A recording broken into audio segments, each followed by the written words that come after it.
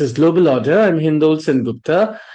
Ambassador Rajiv Dogra is here to talk to me. I always enjoy talking to Ambassador Dogra because not only is he one of India's foremost watchers of Pakistan with a long history of having engaged with Pakistan, he brings in lots of nuances that perhaps are not always available in common public discourse today. Ambassador Dogra and I are not going to talk about the one thing that Indian TV channels like to talk about. What will India do next against Pakistan? Because and I want to make this absolutely clear. This is an unwise thing to do because any scenario that is painted by us, which is put in public domain, will be heard by the enemy as one more scenario that they can plan in advance for. And this is unwise for us to do. Instead, I'm going to talk to Ambassador Dogra about a wide range of very critical, broad issues, including about the Pakistani army, about the ISI, and of course, its politics, so that we get a deeper understanding of what's happening in Pakistan at the moment. Ambassador, welcome. Thank you so much, Hindol. It's always a pleasure to interact with you on screen and off screen. And I am glad that you're not only concentrated on screen, but also writing books of value. And in the same vein, I endorse your view that we should not be discussing on screen and for the benefit of Pakistani observers, what are our plans in terms of offensive or defensive capabilities and how we wish to go about it. So that's a very wise stepping away from a delicate scenario, which is not in our national interest.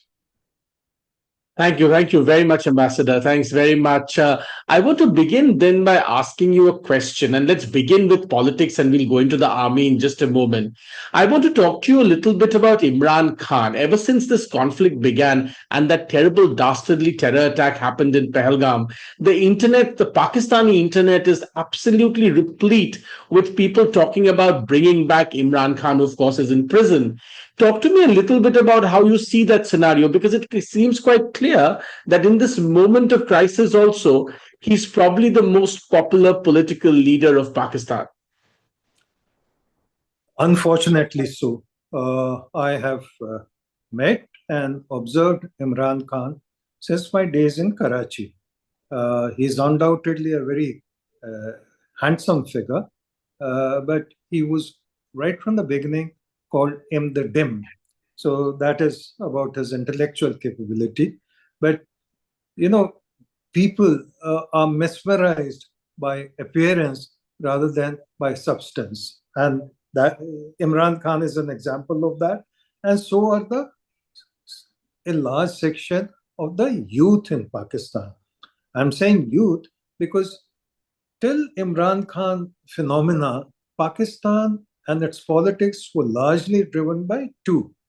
One was the feudal element, the other was army's direction. So when Imran Khan came in, he, in a very calculated fashion, decided to appeal directly to the youth of Pakistan. And a large element of that youth was the offsprings of people serving in the army in various ranks. So he got the strength, he got the vocal power because, youth are more active on social media. And as you just said, that social media is full of Imran Khan supporters who want him back. So it is a fact that Pakistan generally is dissatisfied with the present political dispensation. But then Pakistan has always been dissatisfied with its political dispensation because they've not sort of lived up to what they had promised or what seemed to be a change for the better. It has never happened that way. So Imran Khan did not give any magical results. In fact, he brought down Pakistan and Russia too on the economic front when he was the prime minister. But he always kept saying and showing to Pakistani people a dream that he said would eventually come under his wings. So they are still enamored, they're still raptured by what Imran Khan's promise holds. It would be false because he's not capable of delivering, but it is a good optical illusion for those who are his followers. Do you see the army as Pakistan comes under deeper and deeper conflict stress and indeed economic stress? Do you at some point see the army or other forces being able to take Imran out of prison? Uh, Here, it's not a question of army as a whole, because army in Pakistan presently is divided. Otherwise, there wouldn't have been a section of army officers who were almost in public opposition to Mullah Munir.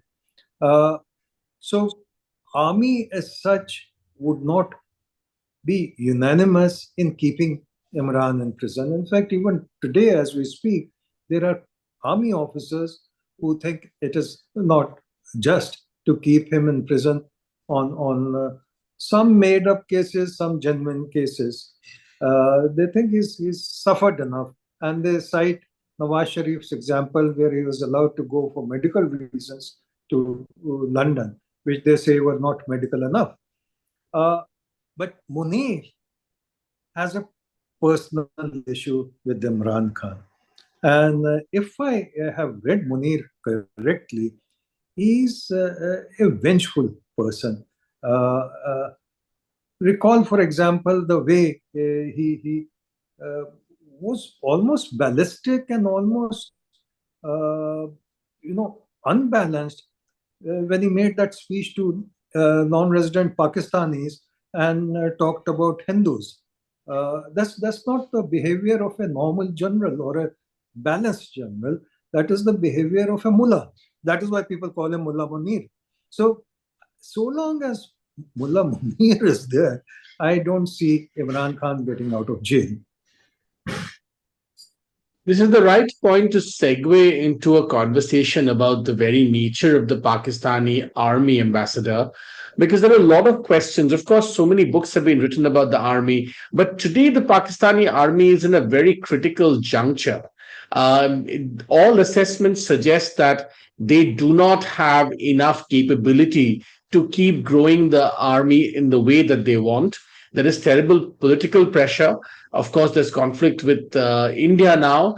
And many people suggest that this conflict with India has been brought about, in a sense, to save face for the army, which is failing on other fronts, particularly in Balochistan and Khyber Pakhtunkhwa, and so on and so forth. Even Sindh seems a bit restive.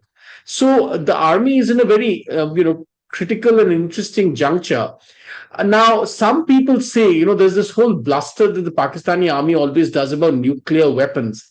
And yet, are they ever really going to use nuclear weapons? Because the army in Pakistan is essentially the overlord of a vast economic empire run through the Fauji Foundation and the Army Welfare Trust. They basically run a fiefdom.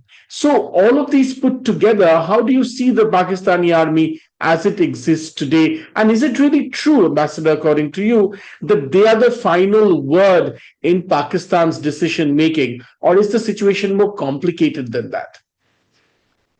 That's a huge one, Hindol. There are questions within questions. I could write an entire book based on what you asked. But anyway, most seriously, Pakistan has been through many critical phases, some entirely due to army, others because of politicians, some others because of the combination of politicians and army. But let me just give two instances of where army has let Pakistan down. First, of course, that comes to mind is 1971. It was entirely the making of General Yahya Khan, but people don't realize that it was a joint venture between Yahya Khan and Bhutto that led to the division of Pakistan. So they were both in their own way responsible for that amputation. What happened after that, after 1971, was that Pakistani army men, soldiers and officers could not dare go to the bazaar in uniform. If anyone ventured out in uniform, he was insulted, hounded, and so on. Second, after USA took out Osama bin Laden, General Kayani was the army chief at that time. There was so much resentment in cantonments that Kayani had to go around through various cantonments to try and explain his position and to bring down the temperatures. So, Army 1 has been humiliated, and public's anger against the army was very clear. 2, army itself has divisions. For example, the Osama bin Laden incident I told you.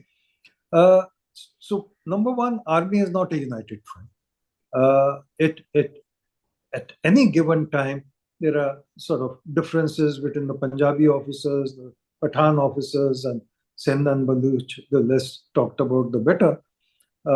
So that internal racism exists in army. Third, there is resentment that every prime piece of land in Pakistan has been taken away by the cantonment board, by the army, or defense housing authority, as it is called, for giving it at very, very subsidized rates to their officers, depending on their rank, who then flog it out in the open market to make huge profits. So people in Pakistan feel that army is out to plunder. And this is just one of the ways.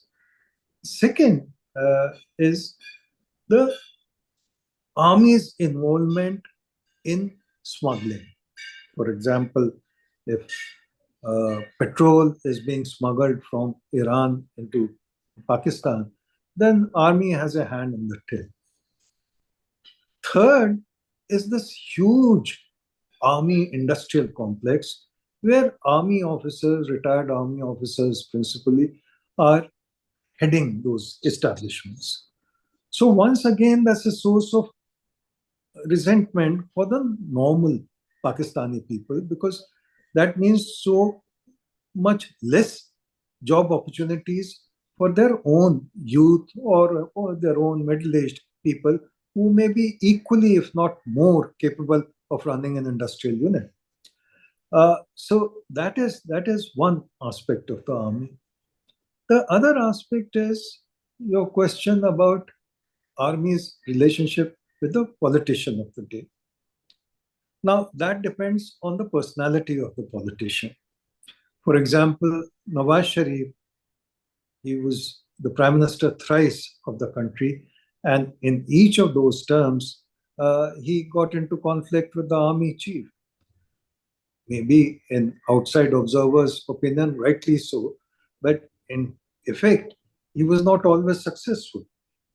He was successful in asking General Karamat to sort of seek premature retirement, which he did as an upright soldier. But then Musharraf behaved differently. Though Nawaz Sharif, in a very famous incident, decided to keep him hanging in the air when he was returning from Sri Lanka, till only 7 minutes of fuel was left in his commercial aircraft. And then the army had to sort of intervene with the Karachi airport authorities and make sure that the aircraft landed. And then the rest is history. So it depends on the personality of the prime minister. Benazir Bhutto, for example, when Musharraf was, I think, a major general, and very proudly tried to explain how he could conquer Siachen. Then she told him, have you considered the international implications of what you're about to do? So he backed down, and so did the army chief of the time. So in a way, if the prime minister is strong-willed, like Nawaz Sharif and Benazir were, then army chief or army officers also back down. But it could also happen the other way, as happened with Nawaz Sharif himself, that he was thrown out of the office. The issue of nuclear bomb, and not just nuclear bomb, but also tactical nukes, which are the smaller version of the bomb, and which range in size from let's say a small ball to a slightly bigger ball, and can be even thrown out of a as an artillery shell or from the tank. Uh, you asked whether army would ever use that, the Pakistan army. You see, as I differentiated between a nuclear bomb and a tactical nuke, uh, the tactical nukes are in the charge of the brigadier on the front line. And given the volatility of some of the Pakistani officers, the fear in the strategic community is that how can you trust an angry brigadier to restrain himself when he feels a couple of his soldiers being killed by, let's say, Indian army? So it's quite possible that he might decide to lob a tactical weapon on the Indian side with devastating results. After all, it is nuclear powered, or it has nuclear content. The second is, and this is not common knowledge, but I've written about it in my book Wartime. Uh, Pakistan, in order to evade attack, a surprise attack by India, uh, also moves its disassembled nukes in trucks. So at any given time, you and I may not know, but the road in Islamabad or road from Karachi to Lahore or whatever may be carrying a truck containing one part of the nuke and the other truck carrying another part of the nuke. Now that is quite risky, because if terrorists are known to operate even in Pakistan of their own making, but they are terrorists who have gone rogue or become independent.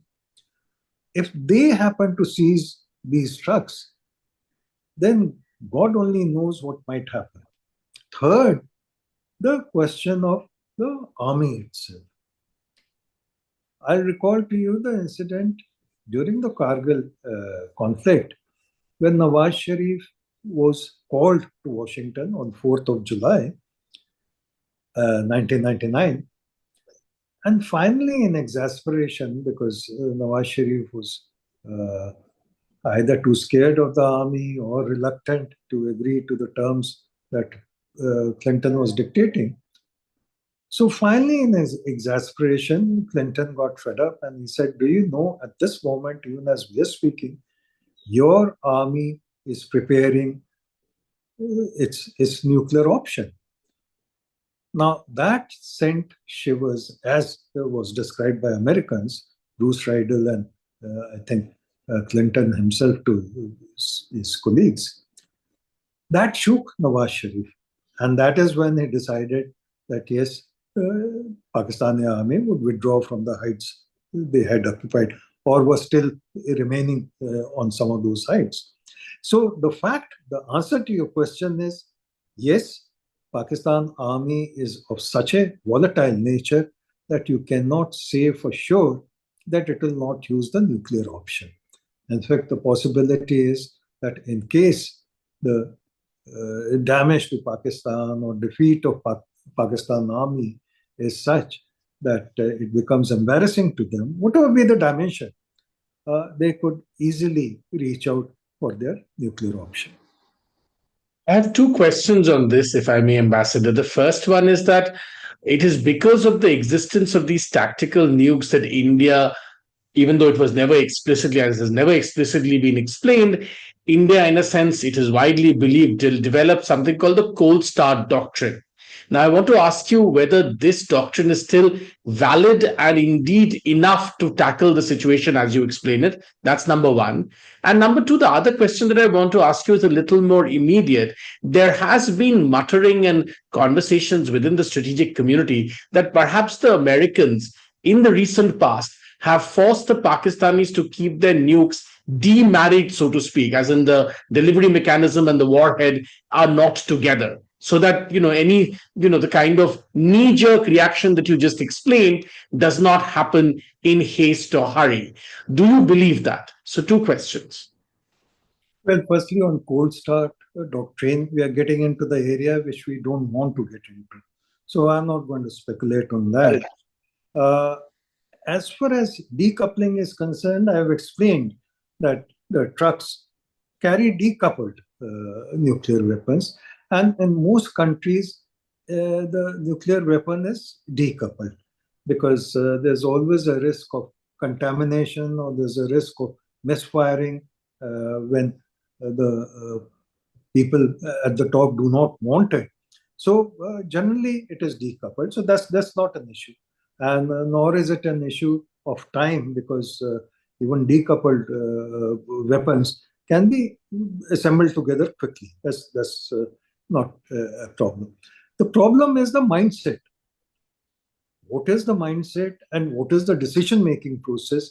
Whether, for example, the army chief needs to consult the Prime Minister of Pakistan.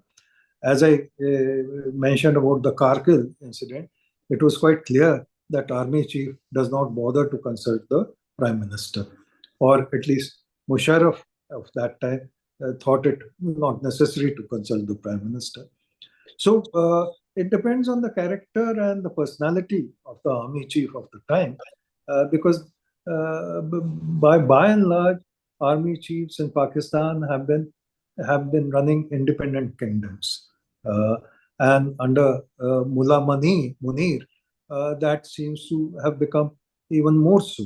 So, what provokes Munir to reach out to the nuclear option is difficult to guess, but his personality is such that one should sort of have reservations about giving him credit for balance.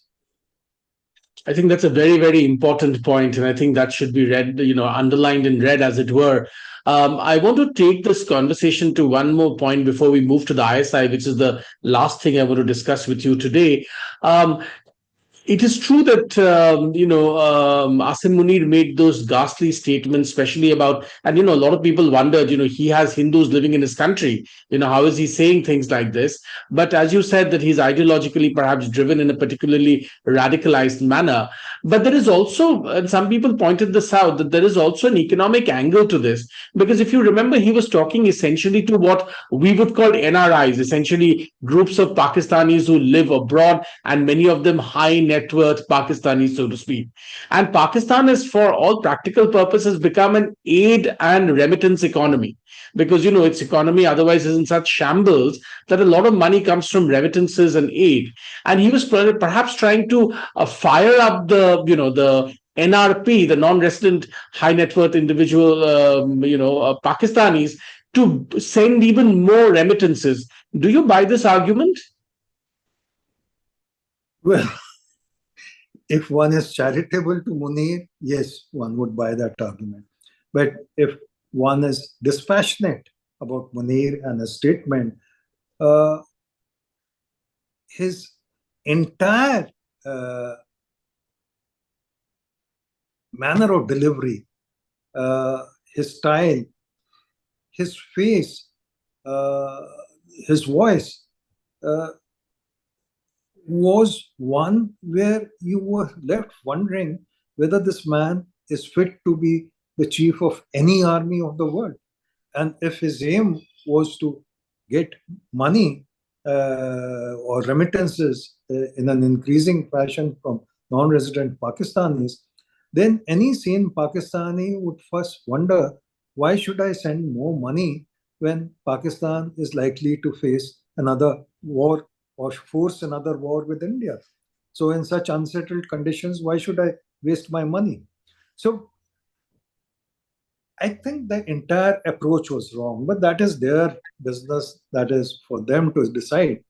But for us as observers, I think it came as a shock because, yes, Pakistani politicians, Pakistani generals have used strong words against India, have used emotional appeals to their people to whip up support for their cause or against India. But this is a first. And as far as Hindus in Pakistan are concerned, there are virtually no Hindus left. You see, at the time of partition, the exact figures are not available, but the general estimate is that in West Pakistan, there were about 20 to 23% Hindus of that time. And in West Pakistan in 1947, after the partition, after Hindus and Sikhs had migrated to India, there were, out of those 35 million, let's say, roughly about 6 to 7 million Hindus still left in Pakistan. Today, there are just about 1% Sikhs and Hindus in Pakistan. A large majority of them are there because, as the Pakistani army and other establishments advertise, they need sweepers, preferably Hindus, for their dirty work.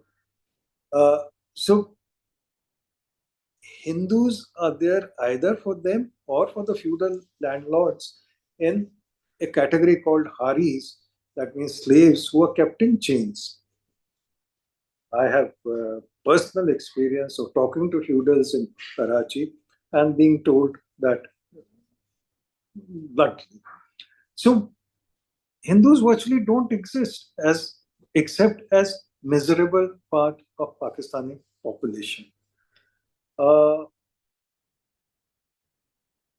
I don't think uh, Pakistan can even call itself a multicultural society any longer because there is only one society, and that is the Islamic society.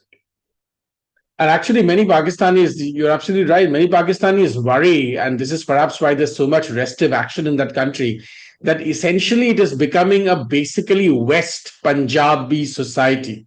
Everything else is breaking away. It's fundamentally becoming a Lahore, Islamabad, West Punjabi society.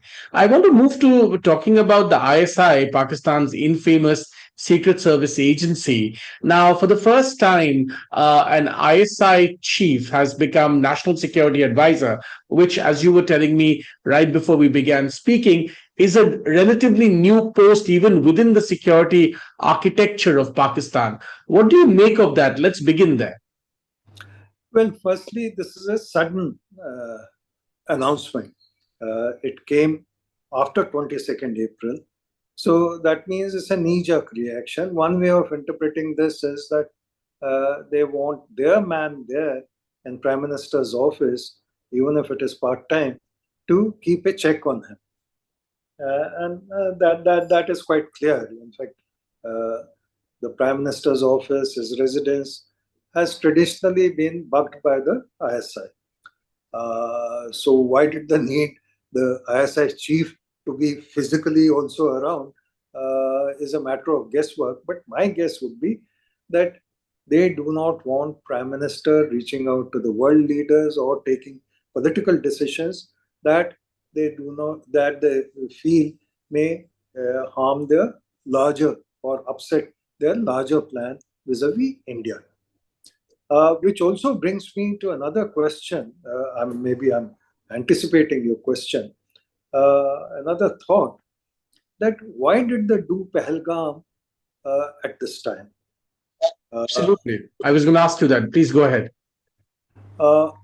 People are saying that it is the internal issue. There are differences and there are issues with Baloch Liberation Army or in the sense of Tehreek-e-Pakistan, Taliban, and so on. That is not a major issue for Pakistan or Pakistan army. It may be a major issue for Pakistani people who get affected, whose lives are disrupted in case of a bomb attack or so on. But Pakistan army feels supremely confident that it will be able to crush such movements. So that is not really germane to any discussion on Pahalgam. It may have been a minor contributory factor, but the issue for us to ponder over is that Was it just a one-off? Why were those terrorists there roaming around in our jungles and making reconnaissance for such a long time? Some reports say that they were there for 3 months. Some reports say they were also responsible for attacks many months back elsewhere in the region. So they were planted there. They were either serving army people or retired army people. That is an issue of debate and speculation. But the fact is that they were sent there with a specific purpose, along with the other 80, 90 terrorists who were supposed to be there, uh, and to do such a public attack. See, they were not sent there to attack the army in this particular case. They were not sent there to attack, let's say, a police of J&K. They were sent there for maximum impact.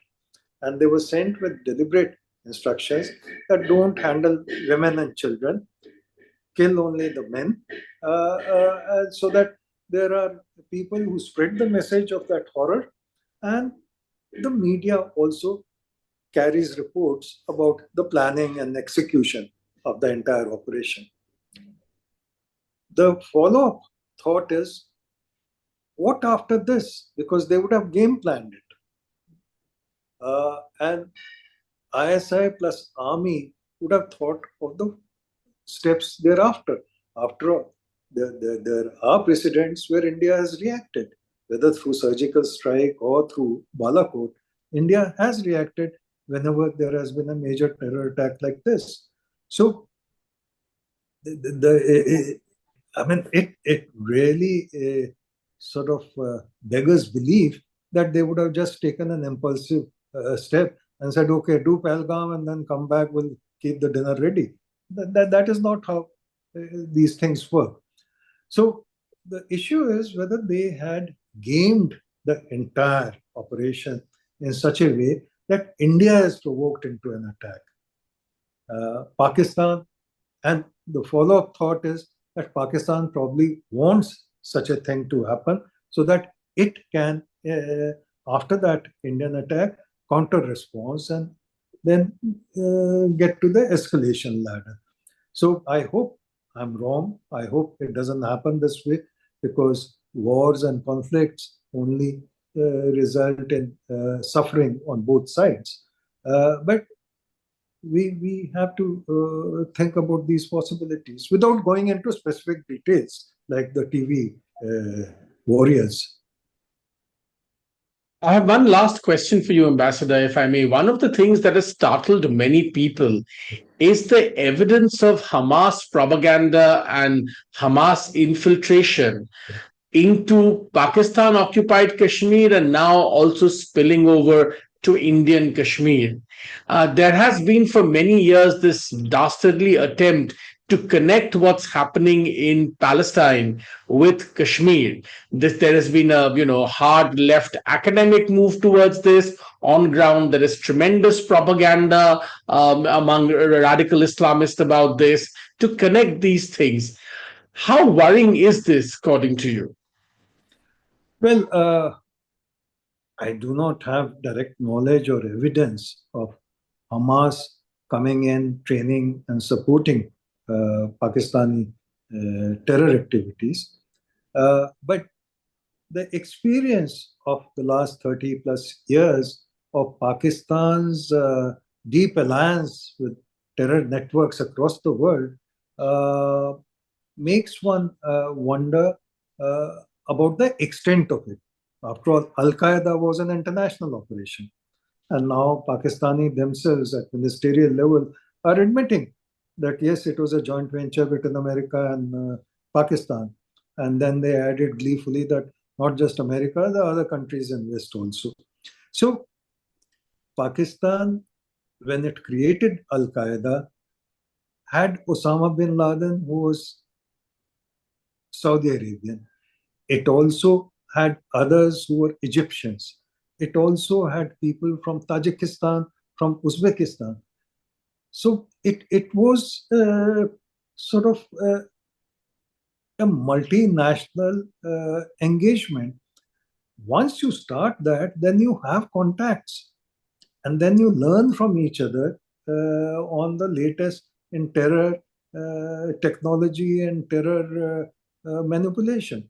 So I'm not surprised if Pakistan has deep linkages with Hamas and that it is getting hints on how to maximize terror from Hamas. After all, Pahalgam attack has been also associated or talked of in the same breath as 7th October in Israel.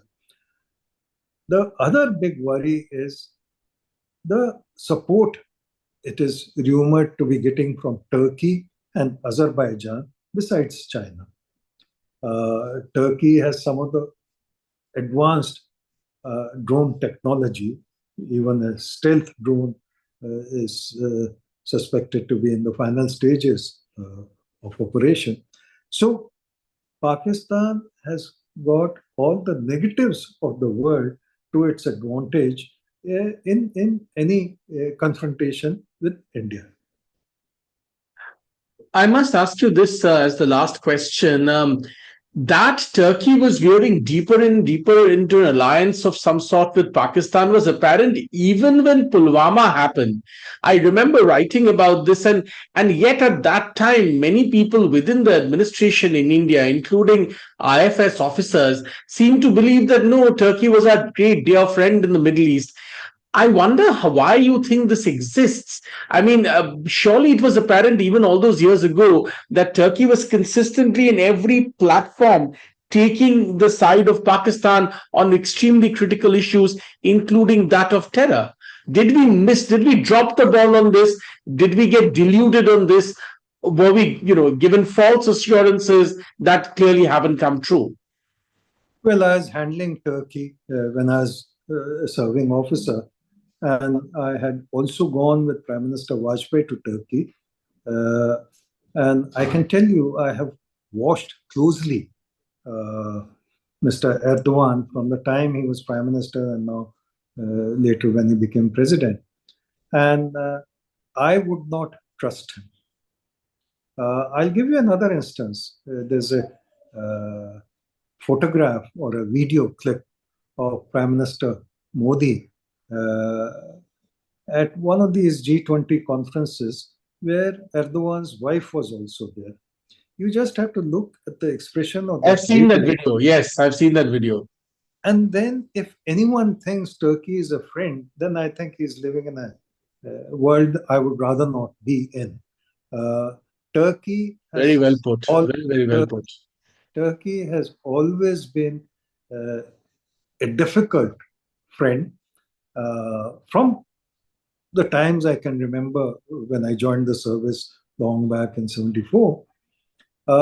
Turkey has been an unreliable associate, and Turkey has only taken advantage from India, including through Turkish Airlines, where I think it is time for Indians to realize that just as we had shunned going to Maldives when Maldives was visibly anti-Indian, it is time that Indians should take Turkey out of the tourism map and also stop traveling by Turkish Airlines. If we are keen on our national interest, this is the first step we should do. But Turkey has never been a friend of India or a well-wisher of India and is unlikely to change its course. I'm really glad to hear you say that, sir, because I think this is the second red line, underline that should be done among the things you've said in this interview. I think many, many more people need to hear this message and understand this clearly. Ambassador Dogra, thanks very much for spending time with me to explain a whole range of issues. As always, a real pleasure and most educative talking to you. Thank you, sir. Thank you, Hindol. Always a pleasure and best wishes.